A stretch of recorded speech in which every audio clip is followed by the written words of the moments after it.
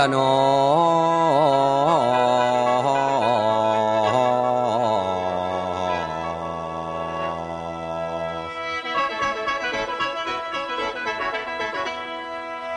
อมไว้อมนี่ผู้อมสะเหลืองเหลืองไรเหลืองจากผู้เหลืองใบเตยให้พี่ขอส้มเสยอีไม่อมสะเหลืองบ่ได้บ่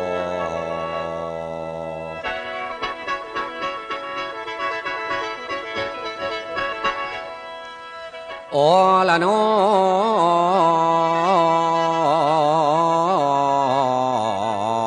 นวลเอ๋ย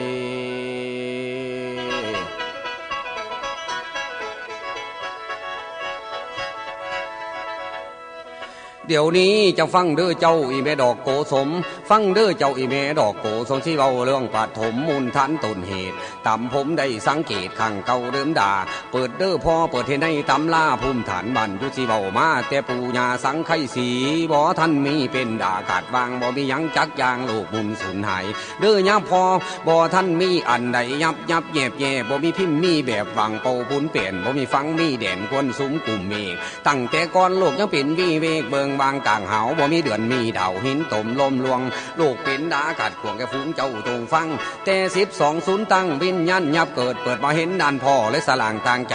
พื้นเบาไว้ไม่ข้างก้อนปัญหาอยู่ปฐมปัญนาวโลกคนเฮาวางโลกบ่มีแนวสมสังขารปรุงแต่งสังขารนั่นสองแห่งคือโลกกับธรรมสังขารเป็นผู้นำดินดอนมาเกิดบ่เสือให้ไปเปิดเบิ่งในตำนานอยู่ใต้โลกกวิธันเรียนจบครบแจกมุนพ่อปันป้าเด็กต่ำใส่กับหำโลกเกิดป้านำสังขารคือว่าสัวระยะนั่นว่าเพิ่นไม่คำนวณโลกแปรปวนแข็งเมื่อใหม่ฟังเด้อพรใหญ่ข้างแหลกเดิมด่าเพิ่นมาโลกเกิดมาจากดวงอาทิตย์ห่อนเป็นนิดกับบ่มีย่ำเย็นอื่นกันว่าตาเว้นภาษาพื้นบ้านใหญ่กว่าโลกตั้งล้านเท่าส่วนของดินบนเฮาอยู่เฮากินขี่ใส่เหี่ยวใส่ที่บ่ทันใหญ่เทียบเท่าเฮาเห็นพระอาทิตย์นั่นเป็นผู้นำแสงสว่างอาทิตย์นั่นอยู่ห่างจากโลกเฮาไป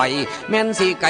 93ล้านก็ยังห่อนยังผ่านแดดใหม่แดดหมอนจนสิไม่หอดขอนดินดอนนอนจีอาทิตย์หมุนกับที่รอบอยู่ในตัวก็สิเกิดแสงมัวโลกขันทันดวนบังกันไปคนส่วนมืดแจ้งแสงอาทิตย์นั่นล่ะคือไฟเผาผ่านด้านโลกลมเดิมพอนี่มาตีมาโขกพัดเป่าเฮาเย็นบ่ให้แสงตะเว้นนอนเฮงจนวิ่งคือลมนั่นล่ะเป็นสิ่งกิ่งเกินเฟื่อนเสียงจังว่าโลกเฮาเอียงโอนเด่นเส้นสูตรเนื่องจากความดึงดูดเกาะเกี่ยวตามแกนสิเว้าตามเพชรด้านผู้มีศาสตร์เรื่องดินฟ้าอากาศได้เชิญนำมาตีนี่ล่ะเป็นวิธีโคจรบางบอนมีจุดแข็งแล้วกำมีจุดดอนขังขึ้นข้างแหลมลมจริงมาพัดเถมนักเบาเที่ยวเป่าที่หนังสือเก่าตามแต่เลียนเห็นก็จังปีละแผ่นดินขึ้นใดเกิดจากจุดส่วนใหญ่ของกลุ่มหมอกเครื่องพอความร้อนมาถึงเท่าพันขนาดจังได้ยศจังได้หยาดดินแดนเป็นแผ่นจังได้ยศได้หยาดเป็นแผ่นดินดอนไปตั้งแต่ตอนหยาดลงข้างแหลกแนงบ่พิษบ่เปกกับทันเล็กเผา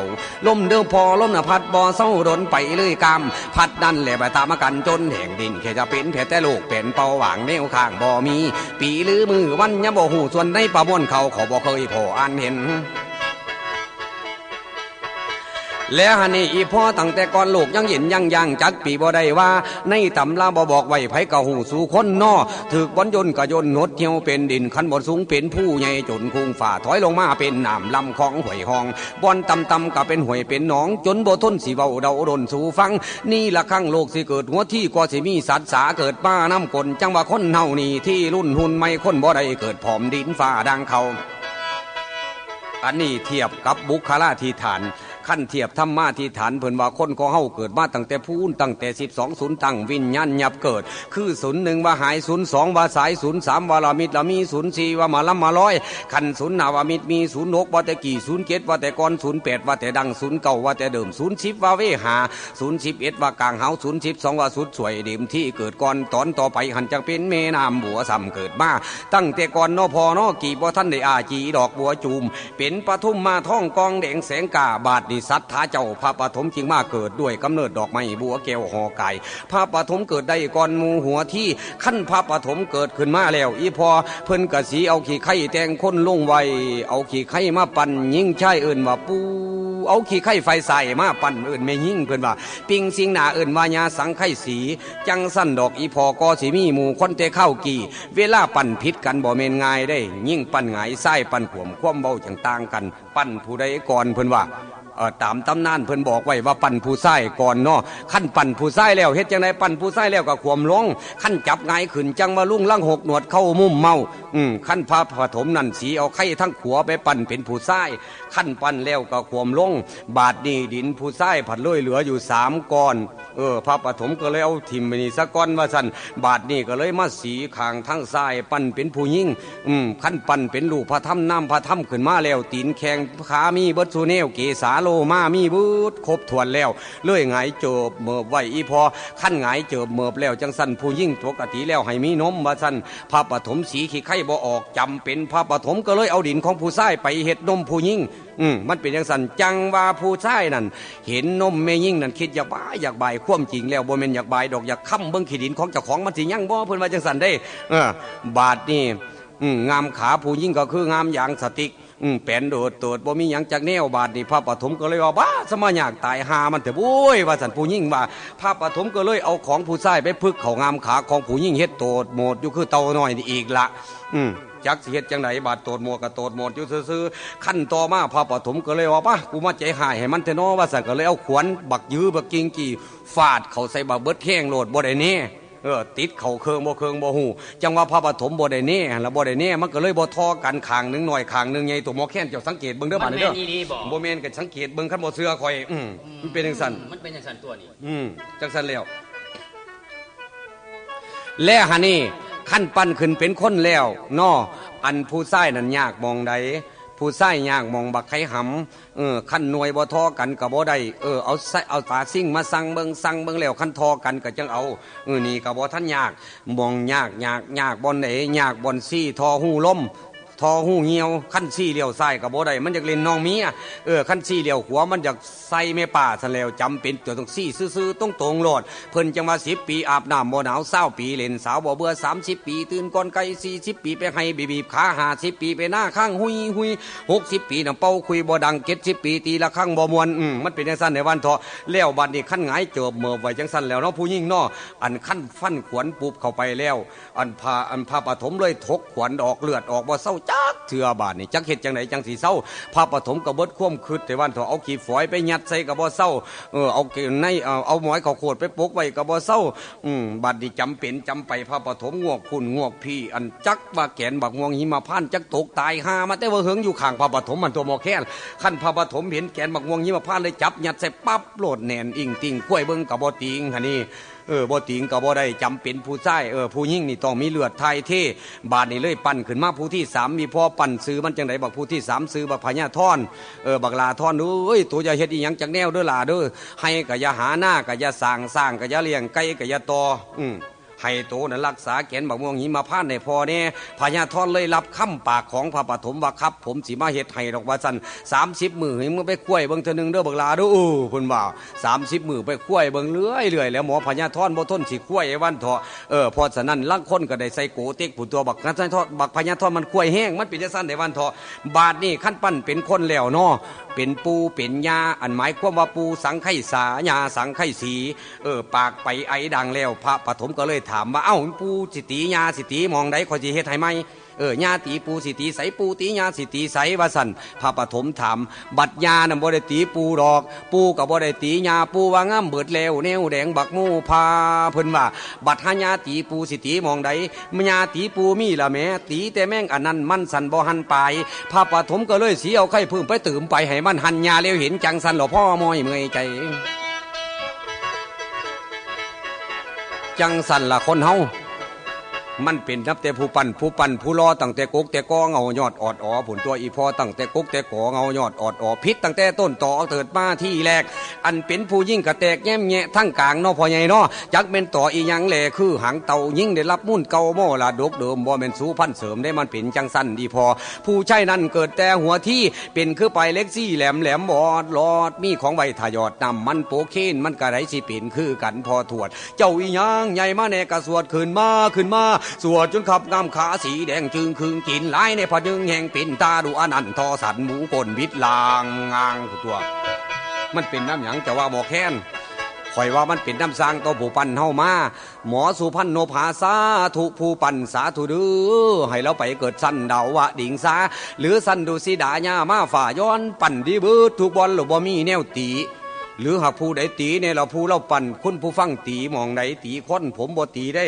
เง่าหรือสันน้อยใหญ่ปั่นใดแม่นสิมาแต่ใสกับพ่อดีกันมับหรือบ่เหลืองบ่ขับยี่ห่อยังว่าผมอยากหยาดนำหาสู่ศา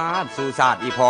จังแม่นเล่าฉลาดสร้างรอคนมาคิดเบิ่งตานอกกะแตงให้เห็น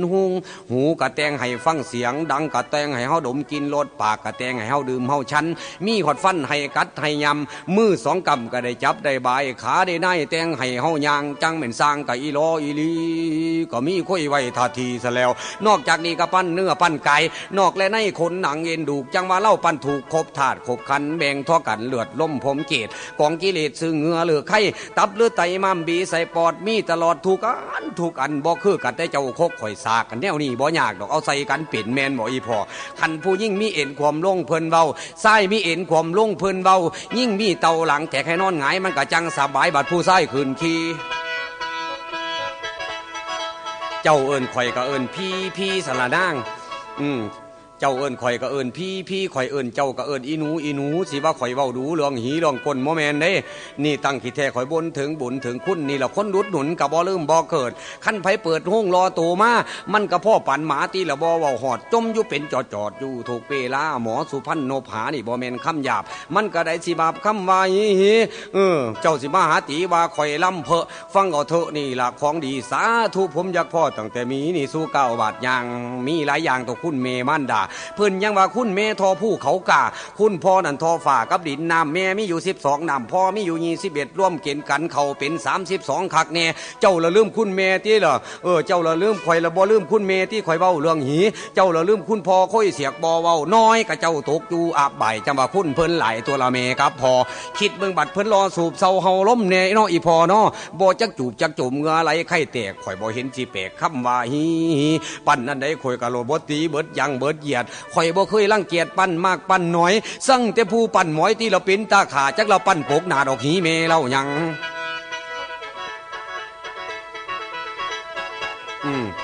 อันนี้เว้าพื้นปั้นเนาะ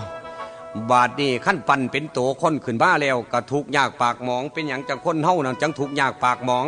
มันเกี่ยวกับวาสนาเพิ่นจังว่าคนทุกนี่บ่ว่าแต่สิมีปืนแม่นสิบินบนหอก็บ่มีคนย่องอีพอเว้าเพิ่นคนรวยแล้วเห็นแนวใดเพิ่นก็ของแม่นสิคล้องสอยเก้เขาก็ย่องว่าดีฟังเบิ่งผมสิเว้าคนทุกกับคนมีขั้นขี้ทีหลายก็บ่ดีดอกเขาสั่งเขาแซงสมพ่อแบ่งก็ให้แบ่งพ่อปั่นก็ให้ปั่นมันจังอยู่นำกันได้ยาวได้ยืดอย่าสะเหนียวตาพืชถือว่าโตดีถือว่าโตนั้นมีไม่สนไม่งอคันมีคนมาหล่อแห่งขึ้นนกขึ้นใจอีพอแดงขึ้นพ่อปันไฟเว้าสุนเว้าศาสตร์หาแต่แนวประมาทดูหมิ่นคนจนปันว่าบ่แม่นคนถูกไหลเขาข่มเฮาเฮ็ดดีกะจมหาเหลืองมาตีบ่คือผู้เพิ่นมีเต็มทงเต็มไทยเว้าเดิมแม่เว้ากะท่าใหญ่ๆเราเป็นลำเป็นสันบ่คือเห็นใจกันคนเฮาเจ้าค่าถือว่าโตมีหน้าไม่งอไม่สนคันคนรวยเว้าน้ำพวกคนจนปันเสียมคุดขี่เว้าน้ำพวกลูกหนี้ปันเว้าน้ำหมาของคนจนหอบ่มีราคาถึงมีกันน้อยเฮาเฮ็ดหยังก็บ่มีผู้ซอยมีแต่ผู้อิจฉาคันคนถูกมีควายสำคนรวยมีหมาพิษบ่กินขี่บ่มีน้องมีพี่เบาหอดจอดหา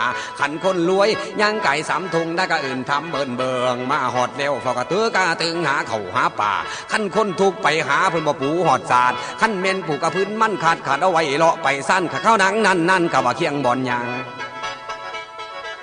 แม่นบ่ระวังเฮาว่าขันคนรวยไปนั่งบ่จักผูกจักหมอนบ่จักถึงจักนอนก็บ่เคียงบ่กีดคันแม่นเคียงแม่นกีดก็บ่เอาคันเอายับไปพุ่นในเฮายันเพิ่นเหม็นสาบเพราะว่าน้ำสู้แห้งบ่อาบยาสิยางดูหลายคนจนไข้เกือบตายก็บ่มีผู้เบิ่งดอกอีพ่อมีแต่พ่อได้เพิ่งนี่กับเมื่อยามหามคันคนทุกข์ตายไปโล่งก็เฮ็ดบ่งามท่านนำก็น้อย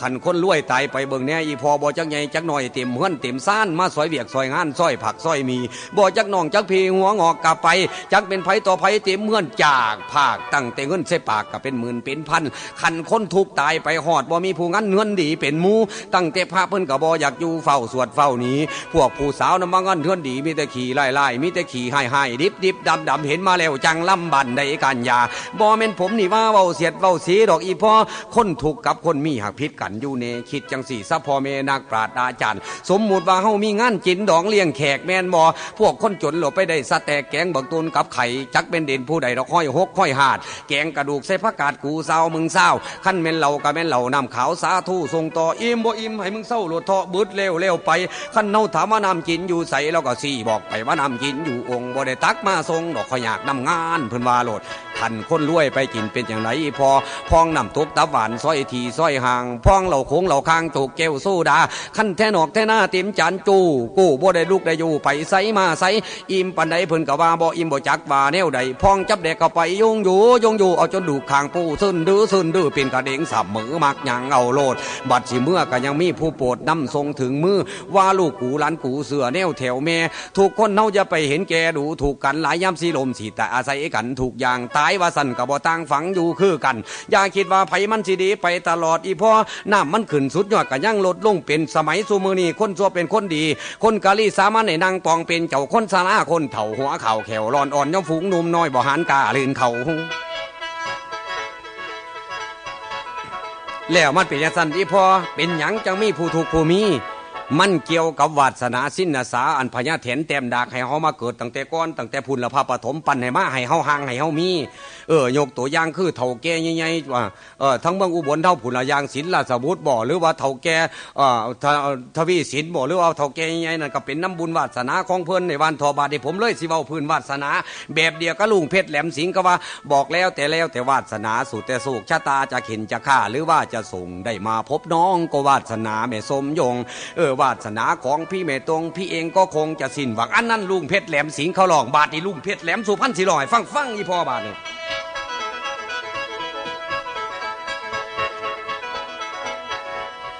เดี๋ยวนี้จะฟังเดอมผมหล่อนดัดเป่าฟังเดอมจะผมหล่อนดัดเป่าขันบุญเพิ่งเก่าเฮาหน่อยสิเพไหลคนของเฮายิ่งใช่เกิดมามั่นต่างเป็นเดิมแม่ไปไม่คนลายยางเลวเตะชาตาเลวแต่วาสนาคือเพ่งเพิ่นหลองคนของเฮาเป็นไปคนลาดพาเนี่ยผู้ชั่วผู้ดีเห็นเพิ่นมีเพิ่นดีเพิ่นใดหลวงเพิ่นในกระบุญญะสมพานนี่กระด้วยผลท่านนี่เพื่อเตะชาติก่อนแต่เกิดอยู่บอนสุขขี่นี่ไส้บัดท่าโตนี่บัดทุกข์กับไตนี่ข้าหมดขอดไทยเฮ็ดพ่นได้กระบ่ได้เกิดทุกข์คักเกิดมีอุปสรรคเสียหายได้เป่าพอบุญแต่เก่าเฮาบ่มีมาไปไม้ให้ไปไม้หน้าถือแต่โน่นหินเฮขั้นซาตาผู้เพิ่นแน่ถือว่าเสือปลาจันน่ะรอเต็มสู่งานปุ๋ยถมพรมฝุ่นดำแล้วเขียวจุนพุ่นกกแลคือเท่าปุ่มเข่าเล่าสูงเพียงปลายหมากได้สิยากยังว่าพันลาโอ้ยบัดทันหน้าตัวละผินตานนาย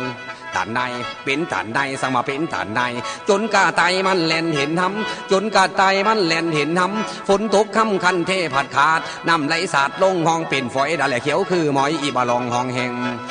ละห้องแหงหัวมาลองต้องแต่งกินเบิดขาหน้าได้หาบซ่าไก่มาตู่ยืนกินไม่ลูกคุณใหญ่เพิ่งกะบ่เอาการไปเป็นอันตาผ่านตีมาดาเจกลูกผู้เล็กกะขี่โมลงข้าไปดำบาดสันหนาของเงาภาคกอมีแต่แม่เม่นกับพอละเหตุส่วนเหตุต่างพอกับแม่นี่ถึงตักขี่ย่างบาหับมือหิวปลาจุนกิ้วขอบไม่ขั้นสีลูกบอดีพอเมปากเปียกลูกค่อยเสียกพอเมกะอยากไอเสียกกะเสียกลายคือพอบ้านไข่เนี่ยอันนี้เป็นน้ำแม่ยิ่งดอกทำเว้แม่ยิ่งบ่ทำเข็มบ่เสียกแห้งป่านนี้หวังหวังเป็นจังสีแมนบลาคุณตาเพิ่นแต่งมาแต่พุ่มมาศาสตร์ผู้เป็นนักปราบุญเพิ่นนำมาเพื่อจะมีปัญญาเลื่อมใสใจปองบุญเพิ่นจองมาแต่บุพเพผู้ตาเคหูหนวกปากกึกเบ้าเพิ่นผู้ตาเคหูหนวกปากกึกนั่นก็ถือกรรมเก่าของเขาคนของเฮาน่ะบ่คือกันดอกอยู่บ้านนอกหรือมาในเมืองจะบากันเกิดเคียงคือกันทุกบ่อนแก่หรืออ่อนนี่พญาลาซานี่ละวาสนาแข่งกันบ่ได้บุญบ่ให้ไหลนี่คือก้อนเมฆซาตาตกตำคอยน้อยน้ำแต่โจมขั้นเด้อพอเบาถึงนั่นแล้วผู้ห่างผู้มีขั้นแม่นลมมีผู้ย่อลูกแสนสี่ทุกกะเรามีคนไทยเฮ็ดเด้อพอนี่บ่ท่านพ่อใดเพิ่นกัดได้ใครบ่ท่านพ่อมีเพิ่นกับมีนี่ประเทศดินลีไปแหงดีไปหนามันสิทำกันขาหักกับไรได้งาพลาหลายแต่พุ่นบุญหน่อยซอยให้ผู้เพิ่นได้ก็เป็นท่านเป็นขุนในกะบุญสมพันธ์เพิ่นถ้าแต่ปางกีคนเน่านี่ละพิษกันเดานั้นคนคือกันตาไฟคิดทีทวนหวนหนูจะคอยเห็นมันบ่เป็นคือกันดอกเมนี่บ่คิดเบิ่งเนผ่านละเพิ่นไหลมีลูกซะก็บอกไงสอนไงนี่บ่ดีทุกฝ่ายลูกเสล้านเสาเขาเพิ่นขาวลูกเสาเพิ่นเฮงแข็งเพิ่นเสกะปลาเด็กเพิ่นนัวผัวเพิ่นดีเพิ่นมีไล่ใดเมียเพิ่นเยกะของสวดขวยผูกกะของเพิ่นสี่โดเมียเพิ่นเฮียง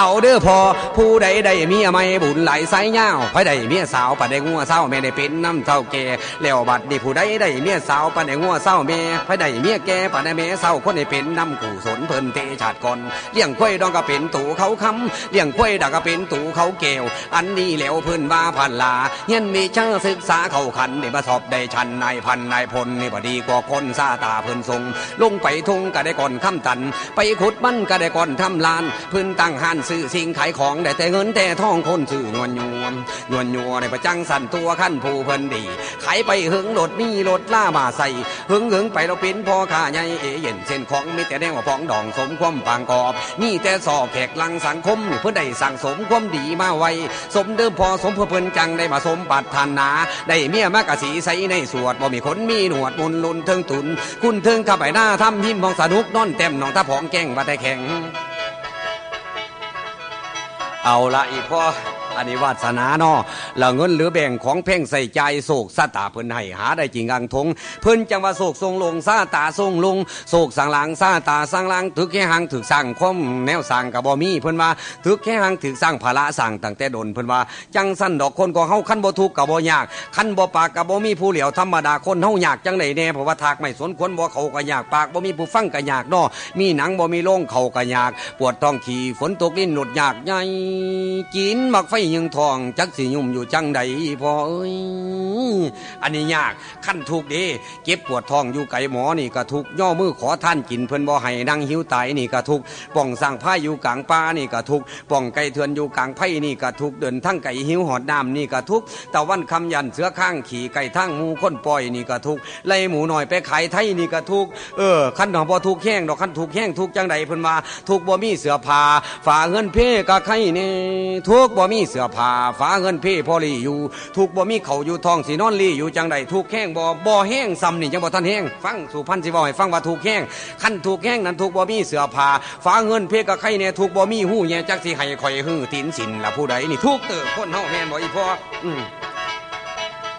แล้วหันนี่คนเฮาคันบ่ถูกก็บ่ยากคันบ่ปากก็บ่มีผู้เหลียวผู้ใดบ่เขี้ยวบ่เอาผัวฝรั่งบ่ทางมันก็บ่มีแห้งบ่แปลงก็บ่สวยบ่กูธรรมดาละโบราณเว้าไว้ว่าไก่งามพอขนคันคนงามพอแต่งผู้ใส่แข่งได้ผู้ยิ่งแข่งดีก็ดีคำบ่นุ่งกิ๊กี่มันก็บ่ได้อวดมันบ่เห็นของสวดเบิดตอนเบิดโตให้นี่กูมันถื่นเบิดคืนก็ใครแน่ให้มันในบักเตะเที่ยวแหย่อยู่บ่ถอยอันนี้พวกหนุ่มน้อยให้เจ้าชื่อจำเอาเฮามีผัวก็บ่บุญเนาสร้างคันผู้ใดเป็นห่างผลานั่งตั้งแต่เก่าโศกสาตาข่อยและเจ้าเศร้าถอนเปลี่ยนบ่เป็นดีบ่คาดได้เห็นมันจังได้กินอ้อมเฮ็ดถือหอมกับบ่ทันพ่อนานของท่านมาคุณคำนำมาอยู่ทรงอานิสงส์ทรงให้แทนพุ่นผู้บงการเพิ่นก็จังว่าท่านดีได้ดีท่านสัวได้สัวคำว่าท่านนี่มีไปหลายอย่างเว้าคือกันกะสร้างนี่ว่าแล้วแต่จิตใจแม่นบ่อีพ่อ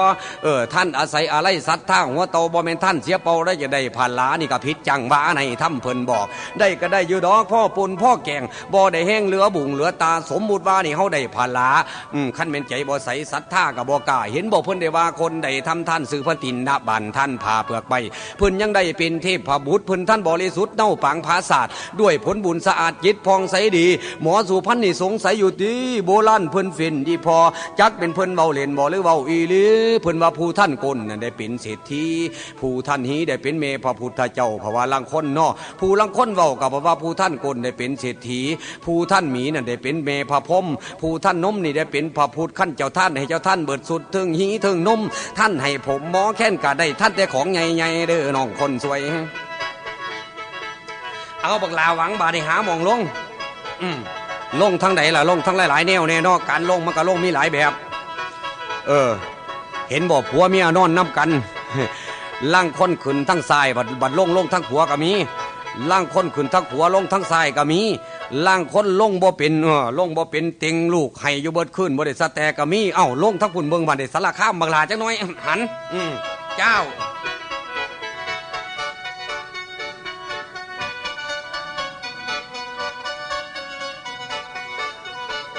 เอาละนอสัมพ่อเพียงหนีตีแม่ก่อนให้คนฟังอีกใบ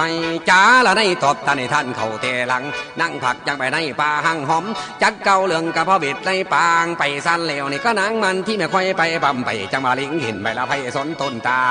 ม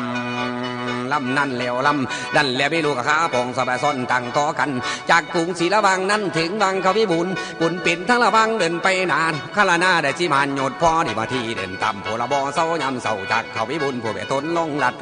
หอมเดิมเมนแต่กินดอกไม้กลางดำซื่นใจกันนะให้ชาลีวอนเนววอนเนววอนเนววอนเนววอนเนวอยากได้เนวดอกไม้ประทังไงเอวเอาลัดเลงเขาไปดันป่าพงพีถึงภูเขาอัญชนะเกลี่เขาบันทุนนาเอถาเมื่อตามันข่อยจำว่าก็ไปใจตั้งเดินไปคำเขตถึงเมืองเกตตาลาดศาสตร์กาสัตว์หลับต่อในนอนหันดึงขึ้นเทวดาพอพื้นยันเขาเมื่อยเดินทางจริงได้แล้วได้ยนต์มักกาพักรุนมักกาลาปาดอนจอนไก่อรุณใสวันหนาไก่มามือใหม่เขาเข็นให้อยู่บ้านเว้นว่ากะบ่เอาในตอนพระองค์เขาปั๊มไม่เรียบลำต่ำไผ่เจตตาลาดเชียเจ็บแน่พ้นนำกวนกระจังว่าเดินมาตำโซดาผ้าพ้นนำซองบามทั้งนั้นแล้วทั้งซื้อตรงนับในบาเดินเขาปานาถึง15 ยศเทละไปสูงตับขึ้นแต่งในพันเจตบุตรยืนย่ำพอทั้งตันไว้ไผมาไก่ลาวิอุมาเวทจะมาเฝ้าเขตแขนทนหนองแห่งเขาพระเบ็ดเจ้าละพอมพัมมีลักไปว่ามีทั้งไปโดนละแดละดงเดาข้าถึงดงกว่ามาใช่ท่องไม่ใหญ่พัมเบ็ดได้พักจะไปเศร้าหันสัวข้าวเฝ้าคำนำท่านดัดจะว่าดีสีเจตมาดีเมนาที่ไหลเลี่ยวเห็นผู้กะละเขียวแหล่ไปเป็นไงงำไปดื้อนั่งทักศิลบอนดาไปเขาขันอยู่ตันเดี๋ยวหันไปกำนั้นเดี๋ยวหันมากำนี้มีแต่ผู้เขาเศร้าไปตะพลันหินเที่ยวกินผลใหม่มีแต่ไพละสนอยู่จะบุงยังเกี่ยวตองคอห้องทั้งไปไปก่อนหินใหญ่ดอกแบบตันหน้าปลาเขียวหนทั้งวนเล้วเกี่ยวลบรอบตีนผาเกี่ยวลบไปเกี่ยวลบมาบกเว้นไหลเขาถึงศาลาเศร้ายังกระสัดตาทั้งสีเป็นเรือสีอยู่สาบกลางดาวซองใส่2 ห้องใบศาลาเกี่ยวคู่2 ห้องใบไม่ศาลาเกี่ยวคู่มาที่อยู่พัมผอมทอมจะไปแกมสินเส้นอยากสิไม่เข้าป่าไผ่นาหาหัวมันพัมผลแรงเศร้าถวายตนจะแบบสันดอนพร้อมมีข้านิ่งแต่ลูกหน่อยเดินดันควงคอยฟังเดได้ก่อนถอดดำแล้วพอเวทเข้านี้เข้ามาที่เดินไปเที่ยวหาผลไม่เข้าเมื่อสันดอนไทยในผ้าเมียเขาป่าอยู่นั่นแล้วสลาสืบสมัยกลางเดาพำนั้นเข้านั่นเมละพื้นพัดผักบานได้ไปอยู่วงกอดบำเพ็ญผลอยู่ดองเข้านั่นได้ไล่วันคืนมือนำมาทีฟันต่างฝันเดิมแม่ว่านั่งพบพอโบใช่เท่ารูปดำเข้าไปกับมาดึงแขนนั่งสากปาดแขนขัวและใส่เอาเหลวอย่างนี้ฝันจังสิมีเหตุสันใดพนังตกใจมาตื่นมายำเศร้าจะมาไปทุนเจ้าแบบสันดอนพวมมีงามมันบ่จริงดอกดาบานั่งนองเรื่องฝันรีบสาเด้อรีบไปหาผลใหม่ไม่ของฉันในป่ามาที่นั่งบ่สบายดาหนึ่งแทงถั่วทุกโศกมัวเอิญลูกทั้ง2ให้ของมันดายานี่ไปเล่นจังมาตาเป็นขึ้นอยู่ขั้นตอนพุ่นป่าไปได้ตาแม่หน่อยไปก่อยดันดวนไปเก็บหมักไม่ในป่าดงนามีโอ้ยนามีอยากแค้นแสนกันวันนี้นรพลไม่ละไปใส่หันยากหากดันแล้วล่ะกูมาสุ่มมือไปหาได้ไงได้ยันดีนังยันดีเมเอ้ยเมยานนั่นแล้วจะเป็นเหตุใดตาสมินทั้งขัวแต่มีเวรกรรมอยากแค้นเรือลำจังมาใจว่าดำสู่บูไผ่ดันปานสักตุนหน้าแทดจะมาทวงเงินเก่าทำคำเตือนกว่ามาทวงวันใจไว้คิดตาไล่บุตรตาอยู่สันละค่อยทาอยากกลับมาเหลือลงไปหาผลเช่นยักษ์แล้วก็พักนะมาเล่นหน่อยเยาไรเก็บหมักไม่ใกล้เข็ดผิดหวังสังบ่มีแนวเห็นแม่นเว้นยังคอยโอ้ยอีพ่ออีแม่เอ้ยสุริยะลงคอยถึงดอยคำใหญ่สุริยะลงคอยค่อยไปบ่เห็นไงกำละนอบัดนี้เสือเท่ามันอยู่ตันนี่พอเอ้ยขั้นสิลบหลีกลีโอ้ยหนีไปเจ้าทั้งไม่ดูมันไก่โคตรคงวงอมตั้งแต่หินใจนั่งซักดินกลมกราบขอทางวางนั่นเป็นเขาห้อมเดี่ยวทั้งเขาจังบ่านงเย้ากลมไว้ขอทางอยู่นี่นำออกจนคำกะจังได้เสือเท่าเป็นจังนี้มาหอดพี่ถึงทีอาสมเป็นเวลากลางคืนแต่ว่าเดือนยังบันแจงแพงนางเอิญหาบุตรตาเจ้าวิวนเจี๊ยดาวอนลูกน้อยก่อยเอิญคู่ขาแม่หักว่าถึงเลวชาลี่น้องพี่มีหมักไม้ของตอนเครื่องดงนั่งกะแล่นลัดคงจะลงหน่วยผู้เขาเม่นเจ้าหนีไปใส่บ่ได้ยินเจ้าเสียงเว้าเอากระเซ้าว่างไว้เลยไปตามผัวมิงพระเวทเบาบ่จริงคู่พระนั่งอีกซ้ำกำเจ้าเถื่อ3สีมาถามเหตุอย่างหนอผู้ใดโนสิหูเรื่องเจ้าผู้เลี้ยงลูกน้อยสิไล่ถิ่มเป็นบอนใดไผสิเห็นน้ำเจ้าเห็นเขาจากเถื่อปล่อยลูกเสียถิ่มแล้วไผสิหูหอมน้ำ เอาเด้อแม่น้ำผาเด็ดย่อยน่ะทุเรศสองสีน้ำผาเด็ดย่อยนั่งลัดทมถูกอุกหัวใจน้ำบุดดุดท้องตะไลมางนั่งคันขี่สลบไตดินเท้าดุดตามเนื้อนั่งทำไมเล้าไตไงต้นที่ประกับดินดาวเบ็ดเศร้ากอดตุ่มเบาน้ำเบาขึ้นนั่งคันละจะมึนตาลูกดังยังทำหาลูกน้อยตนข่อยอยู่ใส่พำเบ็ดไทยก้อยเก่าคำขันพี่ยอดท่านแต่เข้าย่ำเสาโมทนานำถอนพ้นท่านนำพีไปท่านสัตว์ดีบนได้สัตสิมาตั้งแกงกีแบบตัวไหลพังตัวให้นั่งทนทุบไปอังเด่นไตดินนั่งนั่นเดินได้ยินฟ้องเบาอนุโมท่านทอดปัถนาหยอดเจียวเมื่อฟ้าทุนิพันธ์ข้างนั้นเมนี่พอดังสั่นทันที่ว่าโลกเมืองบนเดมโกลาหนคือคมดังทมกองเทวดาแตกโพโมทนาซอยอยู่น้ำเจ้าสู่องค์สีนาทุ่มตุ่มใบไว้เน่เท่านั้น